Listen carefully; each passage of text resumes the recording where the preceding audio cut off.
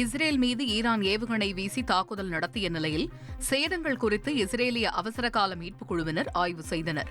Iran தாக்குதலில் மத்திய இஸ்ரேலில் கட்டிடங்கள் தீப்பற்றி கரும்புகை வெளியேறியது.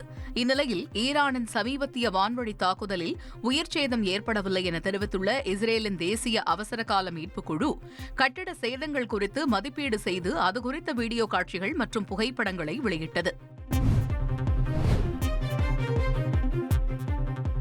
ஈரானுடனான தங்களது ஒற்றுமையை காட்டும் விதமாக ஆயிரக்கணக்கான ஈராக்கியர்கள் வீதியில் திரண்டு வெள்ளிக்கிழமை சிறப்பு தொழுகை நடத்தியதோடு அமெரிக்கா மற்றும் இஸ்ரேலுக்கு எதிராக கோஷங்களை எழுப்பினர். இதேபோல லெபனானிலும் ஈரான் மீது இஸ்ரேல் தாக்குதல் நடத்துவது கண்டனத்துக்குரியது என்று மக்கள் வீதிகளில் திரண்டு கோஷங்கள் எழுப்பினர்.